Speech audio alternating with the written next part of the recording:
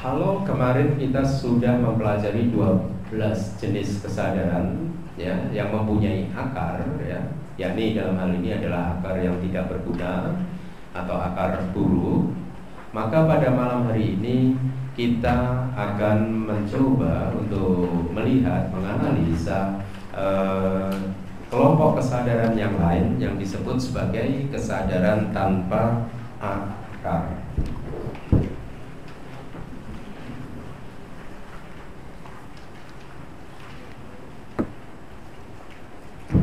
Jadi 12 jenis kesadaran yang kita pelajari kemarin adalah kesadaran tidak berguna.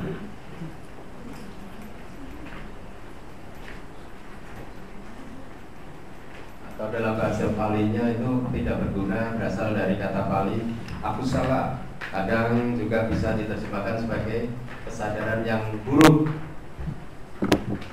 Kemudian kelompok yang kedua yang akan kita pelajari malam ini adalah kesadaran tanpa akar. Ada berapa? 18. Jadi kalau Anda hitung ini lingkaran-lingkarannya ini ya, yang pertama itu 7, kemudian 8, kemudian 3. 7 tambah 8 tambah 3 berapa anak-anak? 18. Ya, pinter. Nah, berbeda dengan jenis kesadaran yang sudah kita pelajari kemarin ya, karena mereka itu mempunyai akar. Mempunyai akar dalam hal ini bukan berarti seperti yang saya jelaskan kemarin, bukan berarti kesadaran tersebut muncul dari akar tersebut ya, tapi semata-mata kesadaran yang kemarin kita pelajari itu muncul disertai dengan dua atau salah satu dari 3 akar buruk ya. Jadi 3 akar buruk itu 1 atau 2 itu muncul. Loba dan dosa, keserakahan, ketamakan dan kebencian tidak pernah bisa muncul bersama-sama. Ya, kenapa? Karena karakteristiknya berbeda. Loba itu sifatnya menarik objek, ya, menarik objek dari batin atau pikiran Anda. Kebencian atau kemarahan itu sifatnya menolak objek. Jadi dua-duanya tidak bisa muncul pada saat yang bersamaan, sifatnya berbeda, ya. Tetapi loba bisa muncul bersama-sama dengan moha, ya. Dosa bisa muncul bersama-sama dengan moha, ya. Bahkan selalu disertai oleh moha. Pada saat loba atau keserakahan itu muncul, selalu ada delusi. Pada saat kemarahan itu muncul, selalu saja di situ ada juga delusi. Nah, kesadaran yang kita pelajari malam hari ini disebut sebagai kesadaran tanpa akar. Artinya di sini adalah ke-18 jenis kesadaran ini muncul tanpa disertai oleh satupun akar ya yang ada. Tidak ada akar sama sekali. Fungsinya kalau kesadaran itu mempunyai akar itu apa sih? Seperti Anda bayangkan saja, kalau tanaman itu mempunyai akar maka dia akan kuat kan? Sedangkan yang tidak mempunyai akar tentunya dia akan lemah. Kalau di dalam teks kita diberi contoh, Anda bayangkan lumut. Lumut itu bisa nempel di batu-batuan gitu ya, dikatakan lumut itu tidak mempunyai akar sehingga mudah rontok. Nah, kesadaran yang tidak mempunyai akar juga relatif lebih lemah dibandingkan dengan kesadaran yang mempunyai akar. Nah, dari 18 jenis kesadaran yang tanpa akar ya, Anda lihat itu di papan tulis dibagi menjadi 3 kelompok ya. Kelompok yang pertama terdiri dari 7 jenis kesadaran. Kelompok yang kedua terdiri dari 8 jenis kesadaran. Kelompok yang ketiga terdiri dari 3 jenis kesadaran ya. 7 yang pertama disebut sebagai kesadaran resultan tak berguna. Yang kedua disebut sebagai kesadaran tanpa akar resultan berguna. Kelompok yang ketiga disebut sebagai kesadaran tanpa akar fungsional. Nah, dari namanya Anda bisa mengerti bahwa dua kelompok yang pertama merupakan jenis kesadaran resultan. Artinya apa? Dua kelompok yang pertama itu adalah kesadaran ya, yang merupakan hasil dari karma. Ya, jadi pada saat Anda atau kita semua sedang memetik buah karma kita, maka pada saat itu jenis-jenis kesadaran yang terkait akan muncul. Artinya, kalau kita sedang memetik buah karma buruk kita, maka pada saat itu akan ada satu rangkaian dari kesadaran muncul lenyap sebagian besar muncul dari kelompok yang pertama, yakni kesadaran resultan tak berguna. Ya, misalkan pada saat Anda melihat objek yang tidak dikehendaki, maka akan muncul kesadaran mata yang muncul dari kelompok yang pertama. Sebaliknya, kalau Anda sedang memetik buah karma baik Anda, karma berguna Anda, maka yang muncul nantinya adalah kesadaran dari kelompok yang kedua, yakni kesadaran tanpa akar resultan berguna. Ya, nah, dua jenis kelompok kesadaran yang pertama disebut sebagai kesadaran resultan. Seperti yang tadi saya sudah katakan, resultan artinya adalah kesadaran yang merupakan buah dari karma kita yang kita perbuat di masa lalu. Ya, kata resultan berasal dari bahasa Pali, Anda lihat di layar, wipaka. Ya, wipaka artinya adalah, sebenarnya arti dari kata wipaka adalah sesuatu yang sudah masak, ya, sesuatu yang sudah matang. Itu artinya dari wipaka, sesuatu yang sudah dimasak, jadi sudah masak. Nah, di dalam Abhidhamma, ya,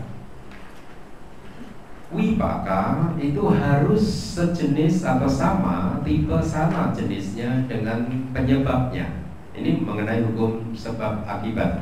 Jadi kita berbicara masalah tentang karma, gitu kan? Sebab dari karma itu apa? Kalau Anda melakukan karma, ya, karma itu sebenarnya materi atau jasmani, proses mental atau proses jasmani. Kenapa? Apa? Mama.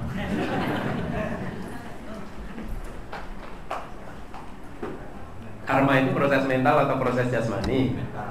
Proses mental. Karena apa? Karena karma itu kan kehendak, ya, kehendak untuk berbuat. Setelah Anda berkehendak, kemudian Anda berbuat. Jadi kehendak itu adalah merupakan proses mental, bukan merupakan proses jasmani. Nah, karena penyebabnya atau karma itu adalah proses mental, maka wipakanya juga harus mental. Ya, jadi diberikan di dalam teks kita diberikan satu contoh begini. Penyebab dan wipakanya, ya, penyebab dan resultannya itu harus sama jenisnya. Artinya diberi contoh begini.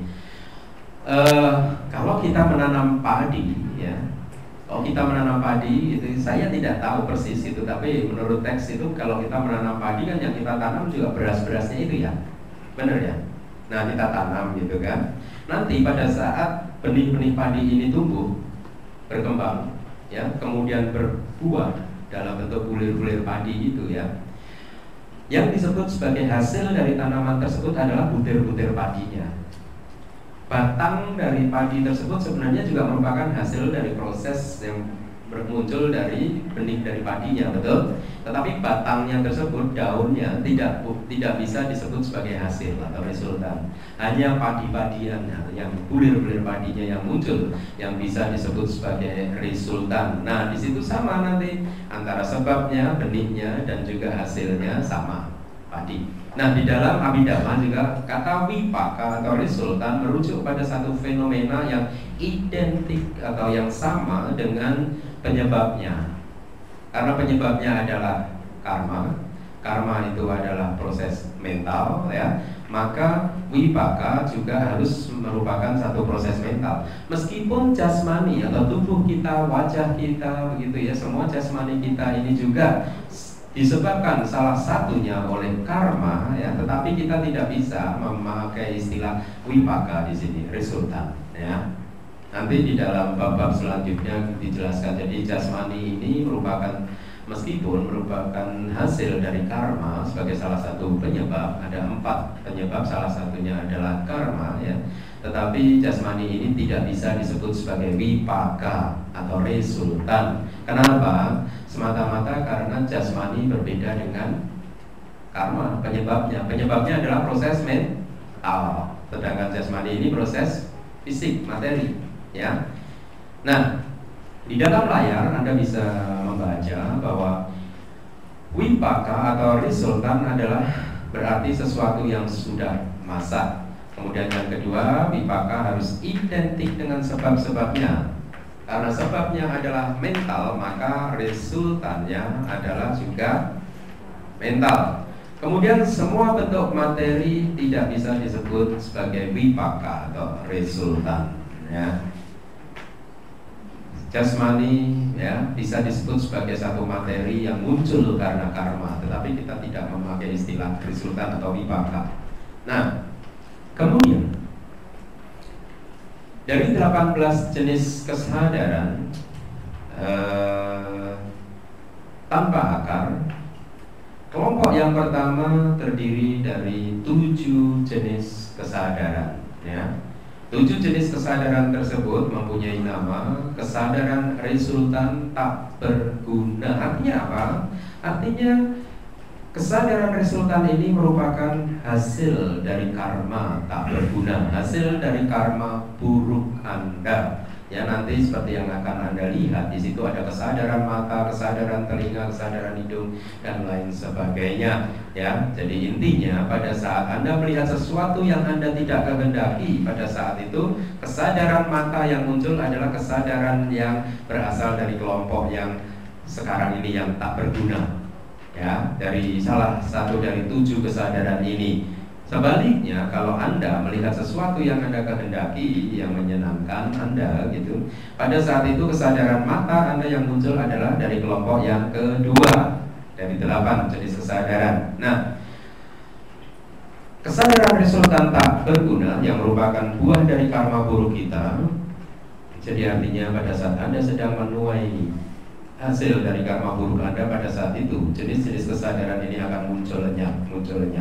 Sebenarnya jenis kesadaran inilah yang mengalami atau yang mengalami buah dari karma-karma buruk yang sudah dilakukan di masa lalu. Ada 7 jenis kesadaran. Yang pertama adalah mari kita baca sama-sama. Kelihatan nggak? Yang biru agak kurang kelihatan ya. Mari kita baca sama-sama. Yang pertama,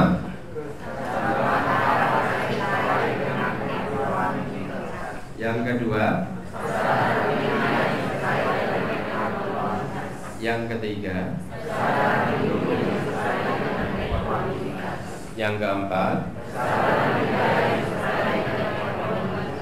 yang kelima, yang keenam, yang ketujuh.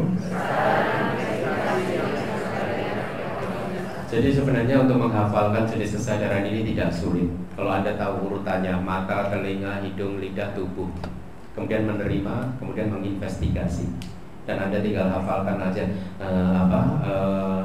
jenis-jenis perasaannya. Jadi ada satu saja yang disertai dengan rasa sakit, yakni kesadaran tubuh yang disertai dengan rasa sakit. Selain dari itu, semua jenis perasaannya adalah equanimitas. Equanimitas itu apa? Netral.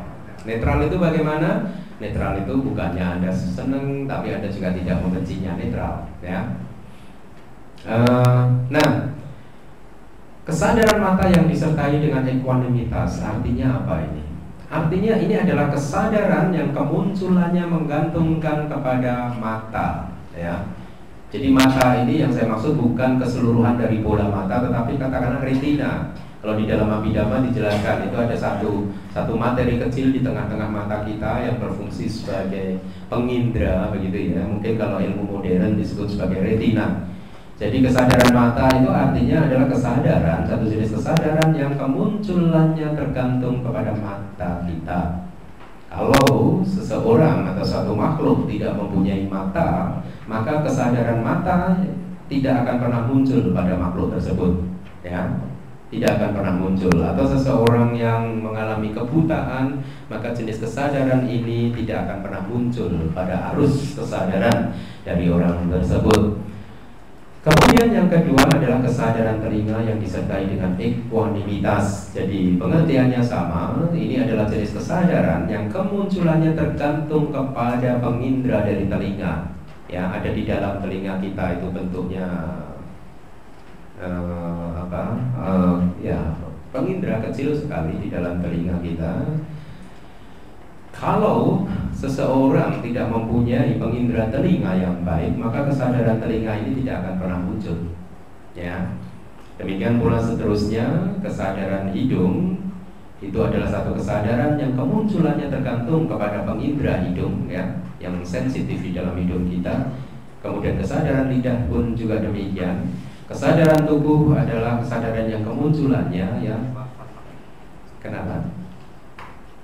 Kemunculannya tergantung pada tubuh, ada di seluruh tubuh kita, ya, ada di seluruh tubuh kita selain, ya, pada rambut tidak didapati jenis kesadaran ini, kemudian pada kuku kita tidak ada jenis kesadaran ini, kemudian juga pada kulit mati, kulit yang sudah tebal mati begitu, tidak ada jenis kesadaran ini. Tetapi selain daripada itu semua ada di jenis-jenis kesadaran kita di seluruh tubuh kita.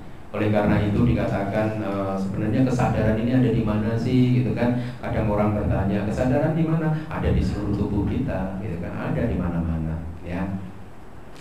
Kemudian kesadaran menerima yang disertai dengan equanimitas dan kesadaran investigasi yang disertai dengan equanimitas. Nah, semua jenis kesadaran ini muncul pada saat kita menuai atau memetik buah karma buruk kita, ya.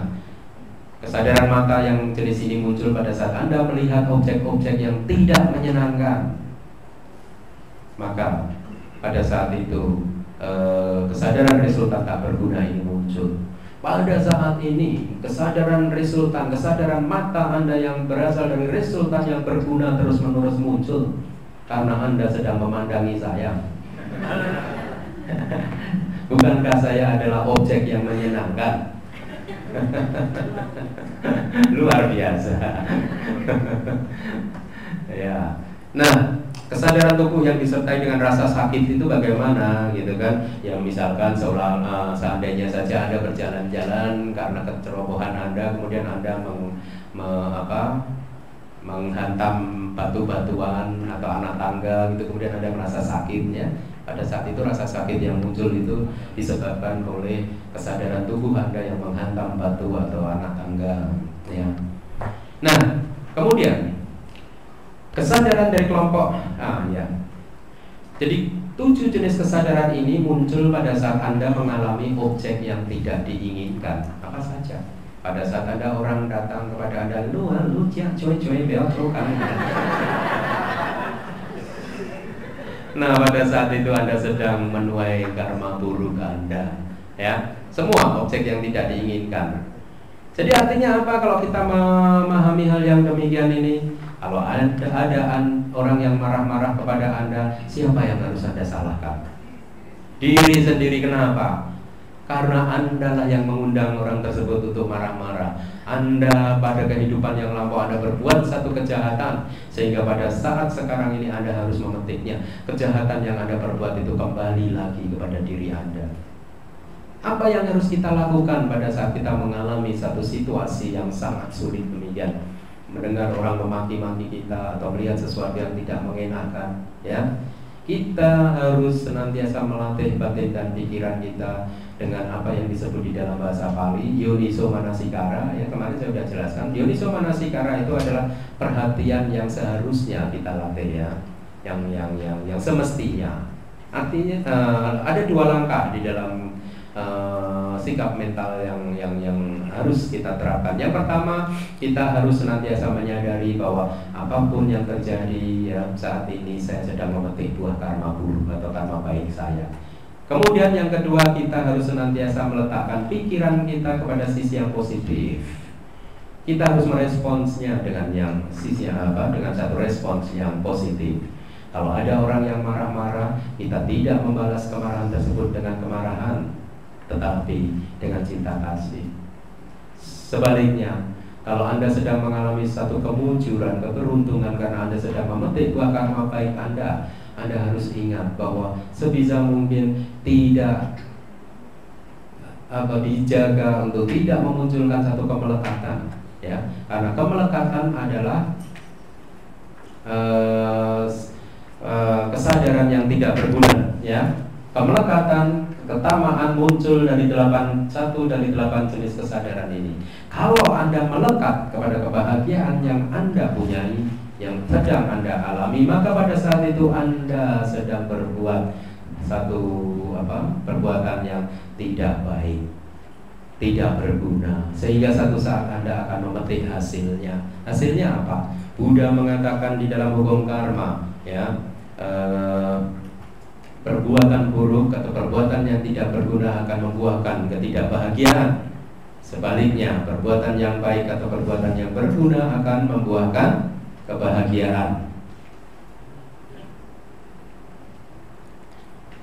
Kadang kalau kita tidak memahami abhidhamma, tidak memahami dharma, kita sering keliru menginterpretasikan atau sering keliru menganalisa setiap permasalahan kehidupan yang datang kepada kita. Ya, misalkan saja tahu-tahu ada seseorang yang marah-marah kepada Anda, maka Anda menderita. Pada saat Anda menderita, maka Anda berpikir, oh ini orang ini benar-benar maaf brengsek nih. Gara-gara dia nih sekarang saya menderita. Ya, akhirnya Anda mulai mencari-cari kesalahan orang tersebut. Ya, mencari pembenaran. Saya salah, saya apa gitu, saya nggak berbuat apa-apa, tahu-tahu dia datang maki-maki kita, maki-maki saya. Coba kalau nggak ada dia, saya pasti bahagia. Jadi seperti ada satu cerita begini, ada 2 orang sahabat, ya, dia sedang bercakap-cakap nih, kemudian tiba-tiba pada saat percakapan mereka sedang hangat-hangatnya, datang orang ketiga yang mereka tidak kenal sama sekali. Mereka tidak mengenal siapa orang tersebut, tetapi begitu orang tersebut datang, dia langsung memaki-maki kawannya, salah satunya. Yang pertama dimaki-maki habis, ya, 5 menit dia maki-maki terus. Nah, si orang yang pertama yang dimaki-maki ini jengkel, merasa tidak kenal dengan orang tersebut. Tahu-tahu dia datang tanpa tanya ABC, langsung memaki-maki. Dia balas makian itu dengan makian juga, ya. Setelah lama beradu mulut, temannya yang kedua melerai. Ya, sudah mencoba untuk menenangkan sahabatnya, tapi sahabatnya ini tetap tidak bisa menerima. Dia beranggapan bahwa penderitaan dia sekarang ini dialami karena disebabkan oleh orang tersebut, karena orang tersebut maki-maki. Coba kalau dia nggak datang, nggak maki-maki, kan saya damai, nyaman, nggak marah-marah, gitu kan, nggak ada kejengkelan. Tapi gara-gara dia, makanya ini semuanya ini jadi berantakan. Suasananya yang tadinya nggak enak, tahu-tahu berantakan. Dia maki-maki ganti si orang tersebut. Nah, dia berpikiran, beranggapan bahwa penderitaan dia ini disebabkan oleh orang tersebut. Tetapi apakah benar demikian? Ya. Karena kemudian, sesaat kemudian, orang yang memaki-maki tadi berbalik arah. Kali ini dia maki-maki orang yang kedua. Selesai dimaki-maki yang pertama, kemudian yang kedua ini dimaki-maki lagi gantian. Dengan kata-kata makiannya sama persis, ekspresinya juga sama persis, jangka waktu 5 menitnya juga sama persis gitu ya. Tetapi apa yang terjadi? Orang yang kedua ini, karena orang yang lebih bijaksana, dia tidak membalas makian dengan makian. Bahkan dia membalas, sahabatku, ya, meskipun kita belum pernah ketemu sebelumnya, tetapi saya tahu kamu dari tadi udah maki-maki temanku 5 menit, sekarang maki-maki saya, pasti kamu haus kan? Ini saya kasih minum. Ya. Nah, dari cerita yang begini Anda bisa tahu bahwa sebenarnya penderitaan orang tersebut yang pertama tadi tidak disebabkan oleh makian dari orang ketiga ini, betul? Penderitaan itu muncul karena perilaku dia sendiri, karena dia merespons, dia bereaksi terhadap apa yang dia alami secara negatif. Tapi coba bayangkan apa yang terjadi dengan sahabatnya yang kedua. Tidak ada kebencian sama sekali, bahkan kedamaian. bahkan muncul cinta kasih. Merasa kasihan, sudah pasti haus, kita beliin minuman yuk. Nah, sebenarnya di dalam kehidupan kita itu semuanya begitu. Apapun yang Anda alami, kebahagiaan atau penderitaan yang Anda alami, penyebabnya tidak lain dan tidak bukan adalah Anda sendiri. Sikap mental Anda sendiri, bagaimana Anda merespons atau bereaksi terhadap pengalaman-pengalaman kehidupan Anda. Ya, ini adalah dharma. Jadi kalau Anda mengerti hukum yang demikian ini, maka Anda akan semakin berhati-hati. Oh, supaya di dalam hidup saya ini saya akan selalu mendapatkan kebahagiaan, maka yang harus saya lakukan adalah setiap saat saya harus mengembangkan cinta kasih, kemurahan hati, kebijaksanaan, ya.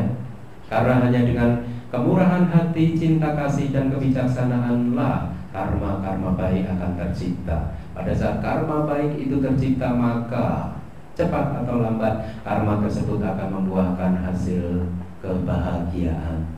Sebaliknya, kalau hidup Anda setiap saat dipenuhi oleh keserakahan, ketamaan, kebencian, kemarahan, delusi, maka meskipun Anda adalah orang yang kaya raya, tetapi Anda adalah orang yang patut dikasihani.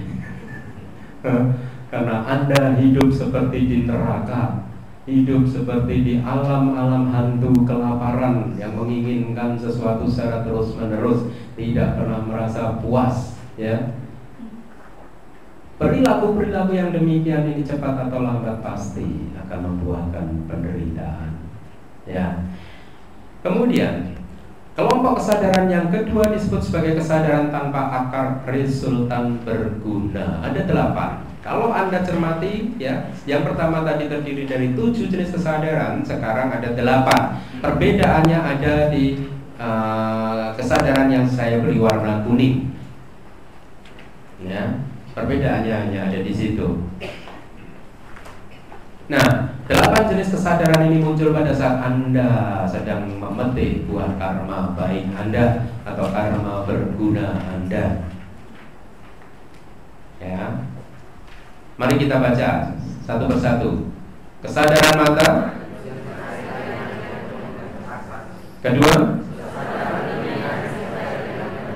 Ketiga. Keempat. Kelima. Nah, Anda lihat kalau yang pertama tadi disertai dengan rasa apa? Sakit, ya. Kemudian sekarang rasa menyenangkan. Jadi intinya kira-kira begini. Kalau Anda menyentuh objek-objek yang lembut, halus seperti sutra gitu ya. Nah, itu kan timbul rasa nyaman kan di kulit Anda gitu ya. Nah, itu rasa menyenangkan yang demikian itu. Kemudian yang terakhir, ya.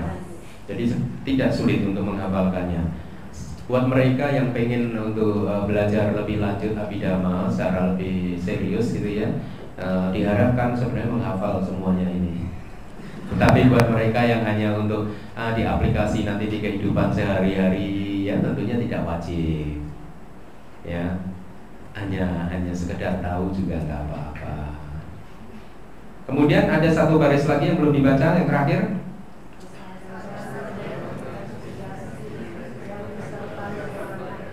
Jadi kesadaran ini muncul berkaitan dengan objek yang menyenangkan, ya, berbeda dengan kelompok yang pertama yang berkaitan dengan objek yang tidak menyenangkan. Maka kali ini muncul berdasarkan objek yang menyenangkan. Oke, kemudian yang ketiga adalah kesadaran fungsional tanpa akar. Saya jelaskan terlebih dulu mengenai kata fungsional.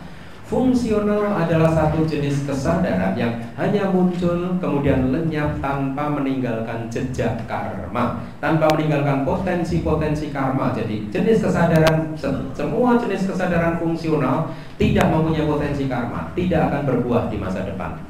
Ya, dia hanya muncul melaksanakan tugas-tugasnya, tugas tertentu kemudian lenyap lagi. Ya, oleh karena itu disebut sebagai satu kesadaran fungsional. Ada 3. Yang pertama adalah, mari kita baca.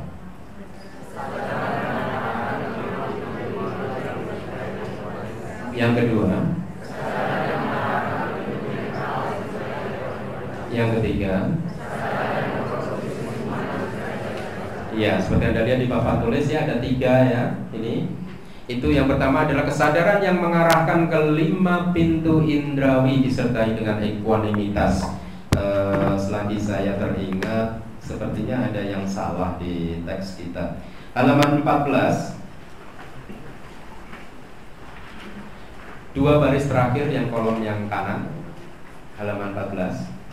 Itu yang dengan huruf miring ya, dengan bujukan. Ketemu? Ya. Dengannya diganti tanpa. Jadi tanpa bujukan. Berarti asangka, bukan sa, ya. Asangkarika. Ya. Kemudian ada satu lagi.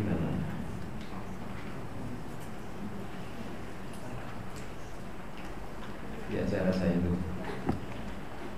Baik. Jadi sekarang kesadaran fungsional tanpa akar ada 3. Yang pertama adalah kesadaran yang mengarahkan ke 5 pintu indrawi. Artinya apa? Jenis kesadaran ini adalah jenis kesadaran aktif pertama kali. Ya. Nah, kehidupan kita ini sebenarnya adalah satu proses yang saling bergantian antara kesadaran pasif dan kesadaran aktif. Ya. Kesadaran pasif ini adalah kesadaran penyambung kehidupan atau bawangga, ya, faktor-faktor kehidupan. Ya, nanti kita akan ada chartnya. Nah, pada saat muncul objek, jadi kesadaran bawangga ini akan muncul lenyap selama tidak ada objek yang masuk ke dalam pintu-pintu indrawi kita. Ya, pada saat ada objek yang masuk ke dalam salah satu pintu indrawi, maka kesadaran kalau pintu indrawi itu berkaitan dengan mata, telinga, hidung, lidah, dan tubuh, maka kesadaran aktif yang pertama adalah kesadaran yang mengarahkan ke 5 pintu indrawi disertai dengan ekuanimitas. Ya, jadi tadinya harus kesadarannya pasif. Begitu ada objek mata, gitu, akhirnya muncul kesadaran yang pertama ini mengarahkan aliran kesadaran ke pintu mata. Atau ada suara, maka kesadaran yang mengarahkan ke 5 pintu indrawi ini akan muncul mengarahkan arus kesadarannya ke pintu telinga. Kira-kira begitu. Kemudian kesadaran yang kedua adalah yang mengarahkan ke pintu mental disertai ekuanimitas. Jenis kesadaran ini adalah jenis kesadaran aktif yang pertama setelah ada objek dari pikiran kita, batin kita pada saat Anda berpikir, pada saat Anda merancang sesuatu, pada saat Anda berkhayal. Pada saat itu aktivitas batin Anda terjadi melalui pintu mental. Maka jenis kesadaran aktif yang pertama adalah kesadaran yang mengarahkan ke pintu mental disertai ekuanimitas. Kemudian yang ketiga adalah kesadaran yang memproduksi senyuman disertai sukacita. Ini adalah satu jenis kesadaran khusus yang muncul pada diri arahat Buddha dan Vaseka Buddha. Pada saat beliau ini tersenyum, beliau memakai salah satu dari 9 kesadaran. Ada 9 kesadaran. Salah satunya adalah bukan. Jadi ada 5 kesadaran. Ya, salah satunya adalah kesadaran yang memproduksi senyuman disertai dengan sukacita. Ya, jadi kita semua belum pernah muncul di kesadaran yang ini. Kalau Anda tertawa tidak dengan kesadaran yang ini. Ya, hanya Buddha, Vaseka Buddha dan para arahat tersenyum, tertawa dengan satu kesadaran yang memproduksi senyuman disertai dengan sukacita. Nah, untuk menjelaskan proses seperti yang saya tadi katakan, ya, di dalam kehidupan kita itu sebenarnya, ya, sejak dari awal sangsara sampai saat ini, proses yang muncul ini saling bergantian. Ini kesadaran tumimba lahir. Jadi ini saya gambarkan, ini satu proses kehidupan di dalam satu kehidupan. Pada saat kita terlahir di bumi ini, kemudian pada saat nanti kita harus meninggalkan kehidupan yang saat ini. Ya, di dalam Theravada dijelaskan, Anda lihat, pada saat kesadaran kematian ini muncul, begitu dia lenyap akan langsung disambung oleh kesadaran berikutnya yang disebut dengan kesadaran tumimba lahir. Jadi menurut Theravada, satu kehidupan yang sekarang dan kehidupan berikutnya tidak ada jeda sama sekali. Seseorang meninggal pada detik ini, detik berikutnya dia akan terlahir. Ya, tidak ada jeda sama sekali. Jadi kira-kira begini, katakanlah nanti malam pukul 23.59 menit 59 detik adalah hari, masih hari ini. Hari ini hari apa? Rabu, ya. 1 detik kemudian hari Kamis. Kira-kira demikian. Seseorang meninggal detik ini, detik berikutnya langsung terlahir. Ini menurut Theravada. Nah, di dalam satu kehidupan, dari kesadaran tumimbal lahir, kelahiran di kehidupan yang sekarang sampai kematian muncul, proses dari kehidupan kita, arus kesadaran kita ini kira-kira bisa diklasifikasikan menjadi 2 kelompok besar. Ini yang kuning-kuning ini semuanya adalah disebut sebagai bawangga. Bawangga itu proses bebas. Ini bisa disebut sebagai arus kesadaran pasif. Objek dari bawangga ini adalah objek dari kehidupan kita yang lalu, yang baru saja berlalu, ya. Jadi pada saat katakanlah seseorang itu mau meninggal dunia, ya, pada detik terakhir dia meninggal dunia, nanti ada arus pikirannya, dia berpikir tentang apa, atau ada objek apa yang masuk ke kesadaran. Objek itu kemudian ditarik, dijadikan objek oleh kesadaran tumimbal lahir ini, ya.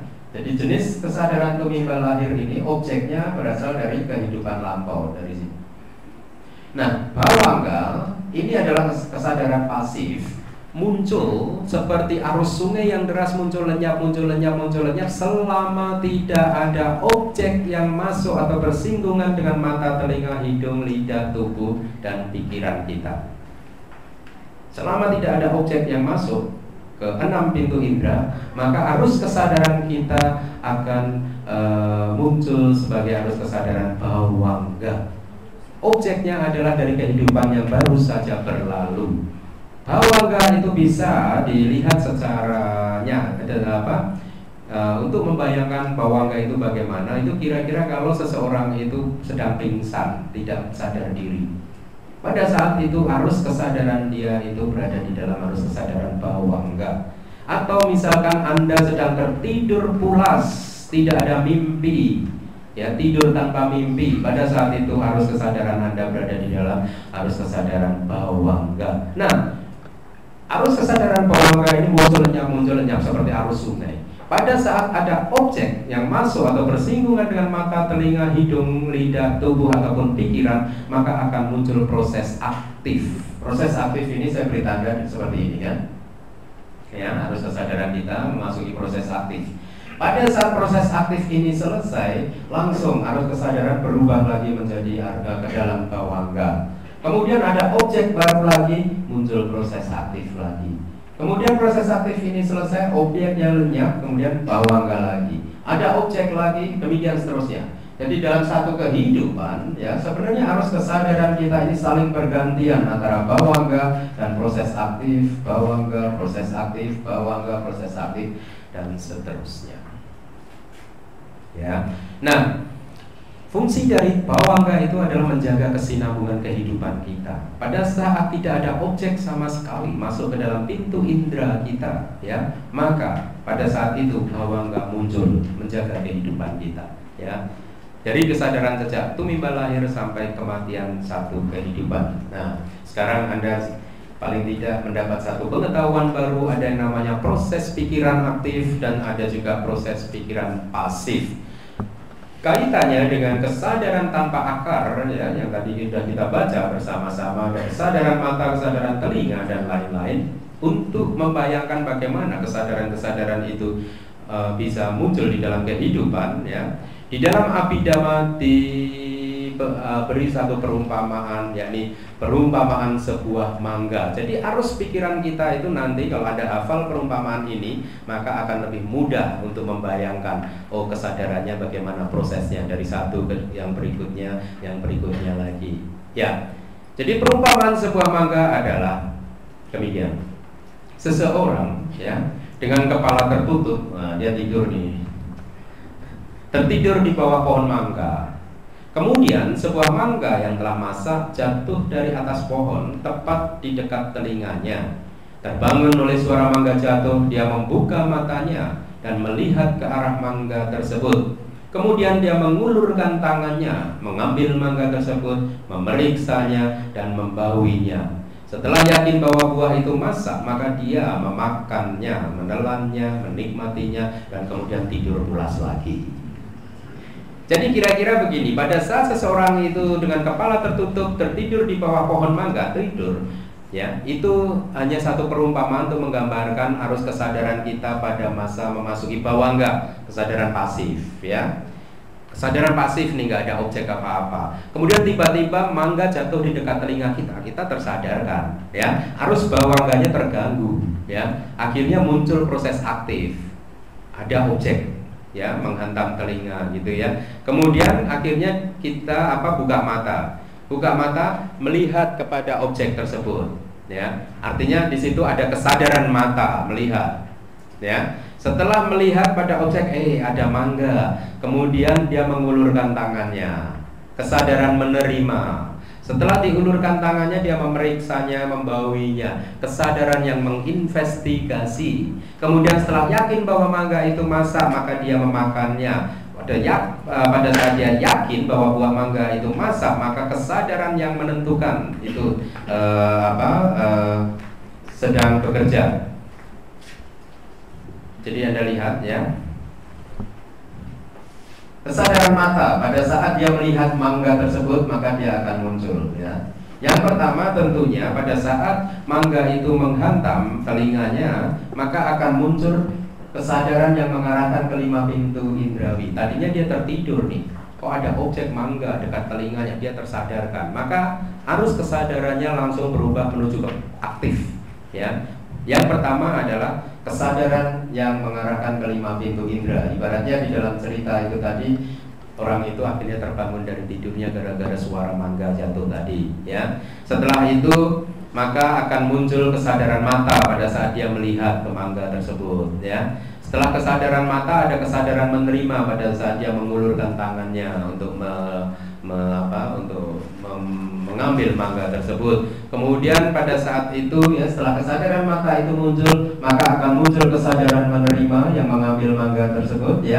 Kemudian kesadaran menginvestigasi yang memeriksa mangga tersebut, diperiksa mangganya, dibaui, diperiksa, gitu kan. Setelah itu ada kesadaran yang menentukan apakah mangga itu masak atau tidak. Kesadaran yang menentukan ini muncul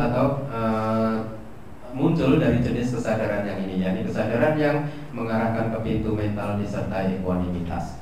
Setelah yakin bahwa mangga itu masak, maka dia makan, ya. Pada saat dia makan itu artinya ini pengalaman real di dalam kehidupan kita. Jadi artinya karma itu diciptakan pada saat itu, pada saat dia makan, menikmati objeknya, ya. Untuk lebih jelasnya saya akan berikan satu diagram seperti ini. Ini adalah proses pikiran pintu mata, ya. Jadi pada saat Anda melihat itu sebenarnya apa yang terjadi? Kelihatannya sederhana, ya. Tetapi ternyata di dalam Abhidhamma apa yang kita anggap sederhana itu tidak demikian halnya, ya. Jadi kita kalau melihat sesuatu begitu, ya, yang kelihatannya sederhana, kalau kita periksa dengan mata batin kita melalui meditasi kita, maka akan kelihatan ternyata prosesnya itu berlangsung dari satu kesadaran ke kesadaran berikutnya, muncul lenyap, ya. Jadi di dalam proses pikiran itu ada proses pikiran pintu mata, nanti ada proses pikiran pintu telinga, dan seterusnya. Kali ini saya akan cantumkan atau akan jelaskan proses pikiran pintu mata. Jadi ketika objek visible bersentuhan, ya, objek visible bersentuhan dengan indera mata, ya, maka proses pikiran pintu mata akan berlangsung sebagai berikut, ya.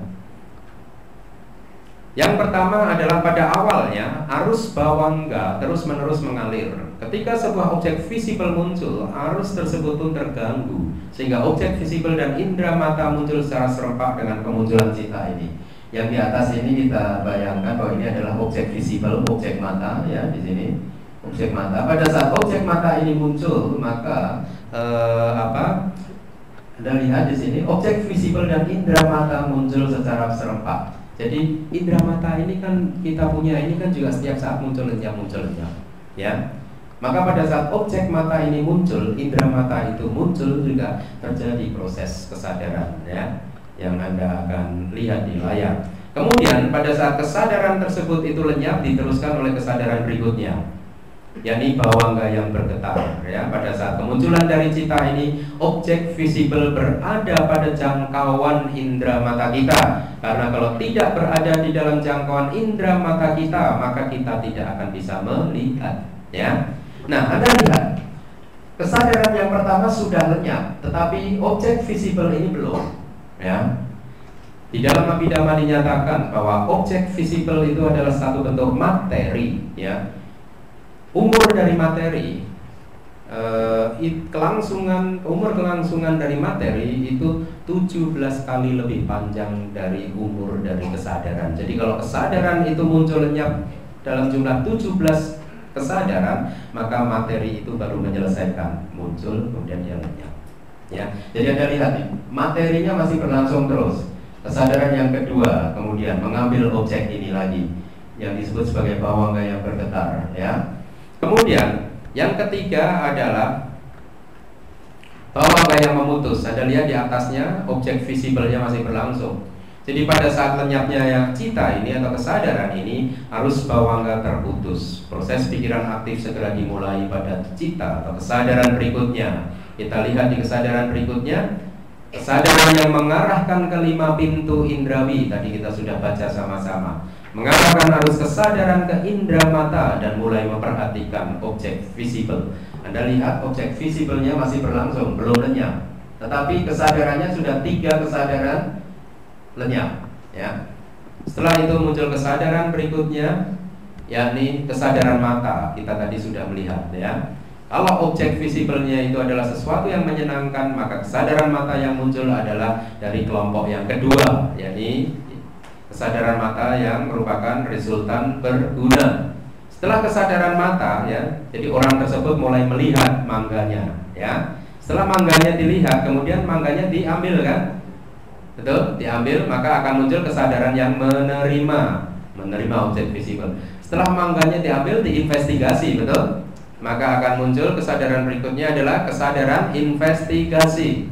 Setelah diinvestigasi, kemudian diputuskan apakah mangganya itu masak atau tidak, betul? Ya. Setelah diputuskan, yang memutuskan adalah kesadaran yang menentukan. Oh ya, mangganya masak, bisa dimakan ini. Jadi kesadaran ini memutuskan apakah objek tersebut baik atau buruk. Setelah diputuskan mangganya masak, kemudian dimakan, betul? Pada saat makan ini karma tercipta. Jadi ada 7 jenis kesadaran yang muncul lenyap. 1, 2, 3, 4, 5, 6, 7. Dia secara berurutan yang muncul lenyap. 7 jenis kesadaran ini disebut di dalam bahasa Pali jawana atau kesadaran impulsif. Ini adalah jenis kesadaran yang pada hakikatnya menikmati objeknya. Karma diciptakan pada momen ini. Anda melekat kepada mangganya enak sekali, ya, waduh, mudah-mudahan nanti jatuh lagi satu. Atau Anda membenci mangga tersebut, ya, Anda menciptakan karma buruk di situ. Betul? Ya, setelah Anda memakan di dalam itu, setelah orang tersebut memakan mangganya, maka mangganya itu ditelan. Ya, ditelan. Menelan mangga itu ibaratnya seperti kesadaran ini.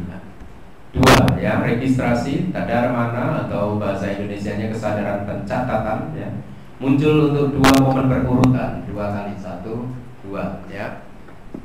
Melanjutkan proses menikmati objek. Jadi objek visible lenyap bersamaan dengan lenyapnya registrasi. Jadi pada saat kesadaran ini lenyap, maka objek visible ini pun juga lenyap.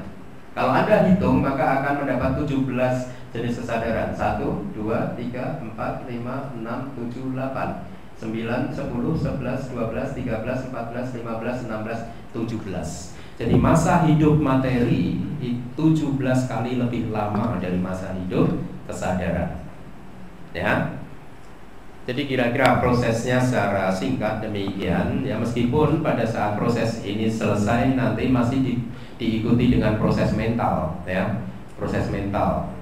Ada 4 kali atau 5 kali lagi proses mental, ya, sampai akhirnya objeknya ini benar-benar dialami secara penuh. Nah, ini tadi adalah proses dari kesadaran melihat.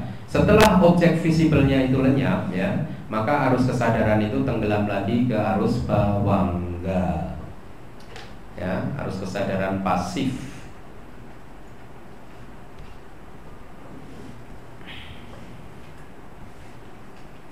Di dalam Abhidhamma juga disebutkan kondisi-kondisi. Jadi pada saat proses melihat ini terjadi, Kita ini kan diajarkan oleh guru agung kita bahwa segala sesuatu itu muncul karena kondisi-kondisi tertentu, betul? Tidak ada sesuatu itu muncul tanpa kondisi atau tanpa sebab. Harus ada sebab-sebabnya atau kondisi-kondisinya. Pada saat semua kondisinya itu tersedia, maka fenomena tertentu akan muncul. Demikian pula dengan fenomena melihat. Fenomena melihat itu membutuhkan kondisi-kondisi. Fenomena mendengar pun juga membutuhkan kondisi-kondisi. Maka mari kita lihat, pada saat kesadaran melihat, Anda melihat sesuatu, ya, untuk bisa melihat sesuatu membutuhkan 4 kondisi. Kondisi yang pertama, indera mata harus ada. Kalau indera mata nggak ada, bisa nggak melihat? Nggak bisa. Kemudian, walaupun Anda punya indera mata tetapi tidak ada objek visible, objek mata, bisa nggak melihat? Nggak bisa. Jadi objek mata pun harus ada. Kemudian yang ketiga, cahaya harus ada. Kalau tidak ada cahaya, maka tidak akan bisa melihat. Yang keempat, perhatian. Meskipun mempunyai indera mata yang bagus, ada objek visible, ada cahaya, tetapi Anda tidak perhatikan, ya, tidak memperhatikan, maka tidak akan ada proses melihat. Ya, Anda melihat ke sana gitu ya, tapi pikiran Anda mengembara ke sana kemari gitu ya. Teman Anda, sahabat Anda udah manggil-manggil, tetap diem aja. Anda nggak melihat.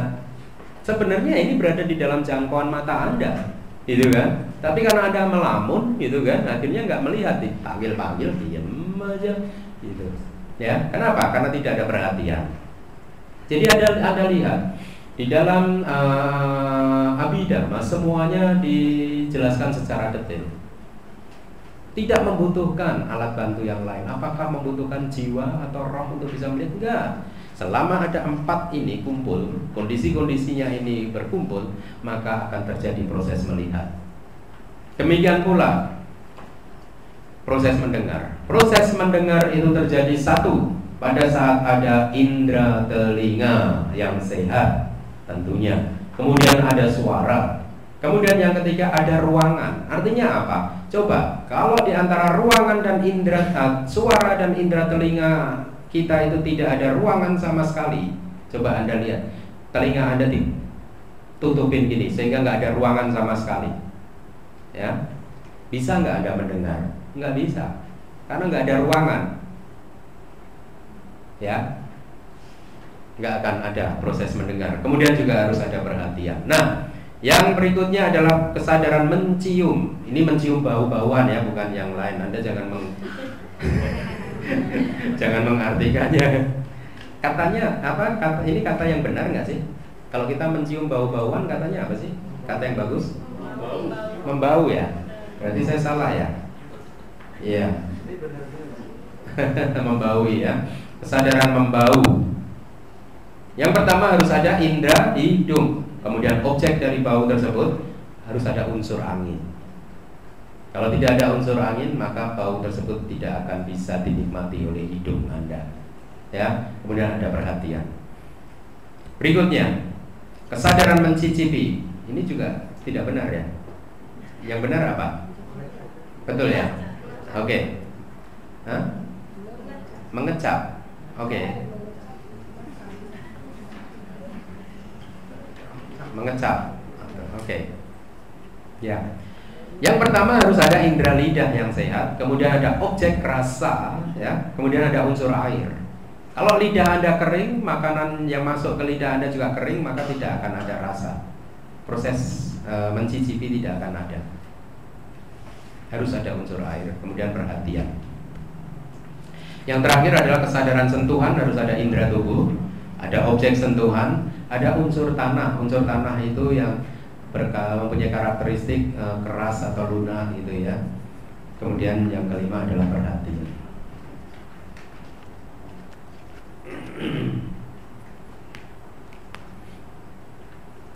Nah, jadi pada malam hari ini Anda sedikit banyak sudah mendapatkan gambaran bagaimana sih sebenarnya proses melihat atau mendengar dan seterusnya ya. Proses ini terjadi dengan sangat cepat sekali ya. Tetapi karena kejadiannya itu berulang terus, akhirnya kita masih bisa mengikutinya. Jadi tidak hanya satu seri kejadian itu, tapi setelah satu sesi selesai muncul lagi. Jadi kita masih bisa memahaminya, kita masih bisa melihat dengan jelas ya apa objek mata kita gitu ya, sehingga akhirnya kita juga bisa bereaksi secara dengan penuh kebijaksanaan, tidak membuat karma buruk, tidak merugikan orang lain, tidak merugikan diri kita sendiri gitu ya. Tetapi sering-sering ya di dalam kehidupan ini, karena kita ini kiper maka begitu Anda melihat sekejap saja, pikiran Anda udah lari lebih cepat lagi. Benar nggak sih? Ya, Anda hanya baru aja melihat gitu, tapi pikiran Anda udah menganalisa. Yang enggak. Ya, akhirnya apa? Muncul reaksi-reaksi yang negatif. Akhirnya lagi apa? Anda menderita. Tidak hanya Anda yang menderita, mungkin juga orang lain yang akan menjadi menderita juga. Jadi kita ini tidak terlatih, ya, sehingga pengamatan kita terhadap pengalaman kehidupan ini tidak jelas, tidak sebagaimana adanya. Ya, kita harus baru melihat sedetik aja, pikirannya langsung bereaksi 5 menit. Jadi bahkan mungkin pikirannya ini bereaksi lebih cepat dari matanya.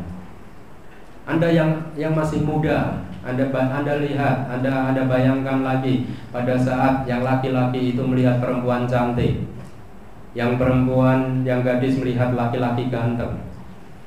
Mata Anda baru saja melihat wajahnya, tetapi pikiran Anda sudah melihat yang lain-lainnya.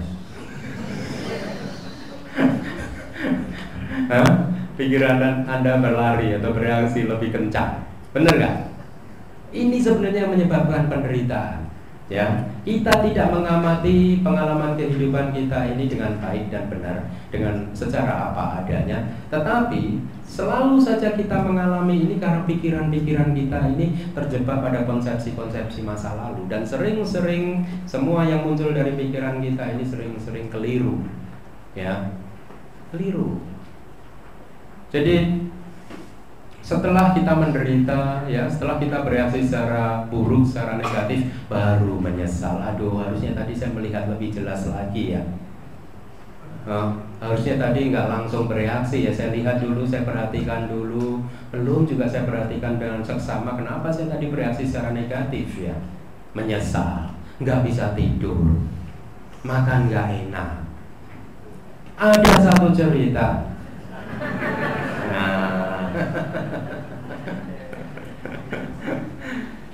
Jadi cerita ini adalah cerita tentang seorang profesor, kemudian seorang bante, dan seorang pengembara dari Amerika, negro Amerika. Ketiga orang ini ya terbang di dalam satu pesawat yang sama, ya, satu persatu. Jadi penumpangnya hanya 3 ini saja. Profesornya, bantenya masuk dulu ke dalam pesawat, diikuti oleh profesornya masuk ke dalam pesawat, diikuti dengan negro orang Amerika yang tinggi besar. Ya, ini pengembara, hippies, ya. Dia membawa satu ransel yang besar di dalam punggungnya, masuk ke dalam pesawat. Kemudian ketiga orang tersebut diterbangkan oleh seorang pilot dan co-pilot, ya, hanya dengan 3 penumpang. Setelah terbang untuk beberapa saat, ya, berada jauh tinggi di udara, tiba-tiba pilot pesawat terbang itu keluar dari kokpitnya. Dia keluar dengan wajah yang sedikit pucat. Dia berdiri di hadapan ketiga penumpang tersebut dan mengumumkan, "Para penumpang yang saya hormati, saya ingin memberikan satu informasi dan sebelumnya saya meminta maaf kepada Anda sekalian. Informasi ini adalah satu hal yang buruk, tetapi saya tidak bisa menghindarinya untuk tidak menyampaikannya kepada saudara sekalian.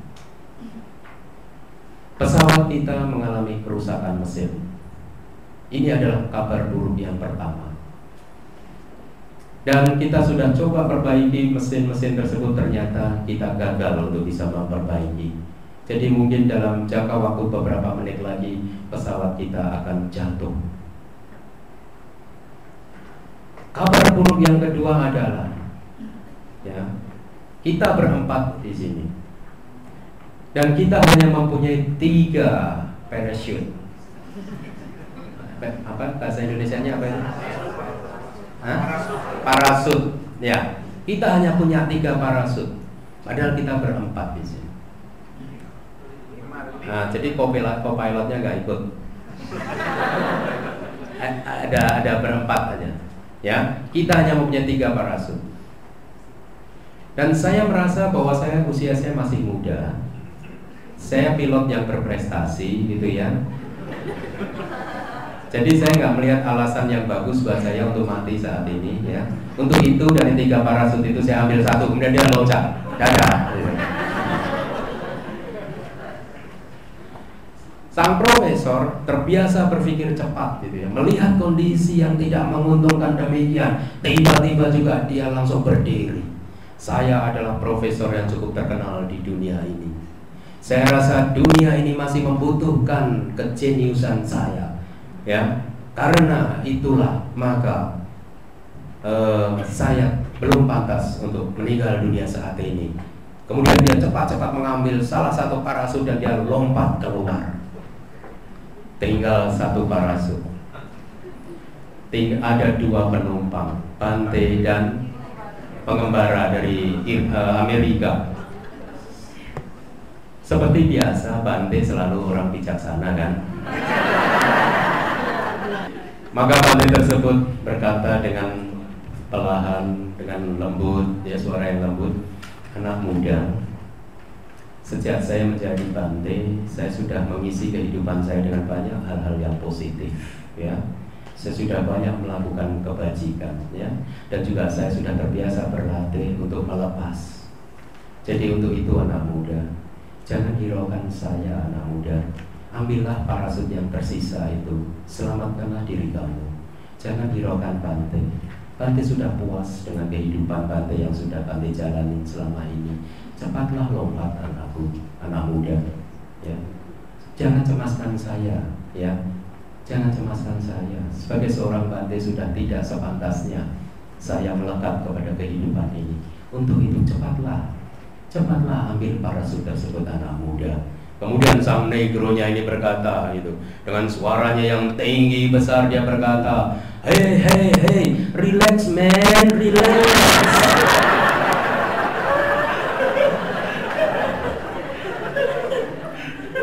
Dia mencoba menenangkan Bante tersebut dengan suaranya yang besar, gitu. "Relax man, relax. Kamu tahu nggak, profesor yang baru saja melompat keluar itu tadi, dia itu tadi mengambil ranselku, men."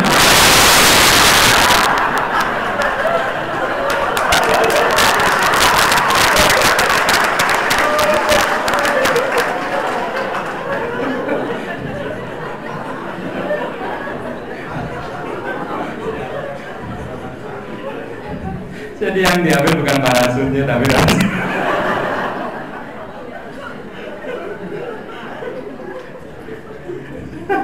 Makanya di dalam hidup ini kalau kita melihat, ya melihatlah, ya, dilihat yang seksama, gitu.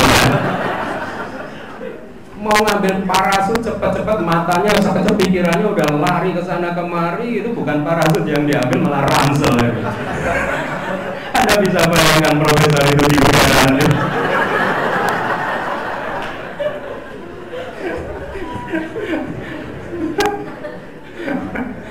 Ya, saya memberikan contoh ini hanya untuk memberi gambaran betapa di dalam kehidupan kita itu sering kali hal yang demikian terjadi.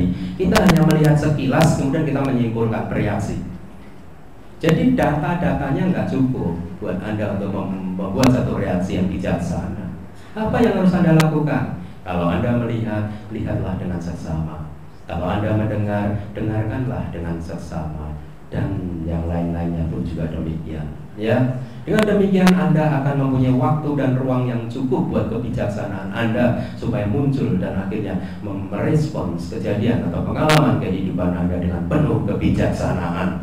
Dengan demikian maka Anda akan menjadi manusia yang makin hari makin berbahagia, makin hari makin bijaksana. Demikian malam hari ini khususnya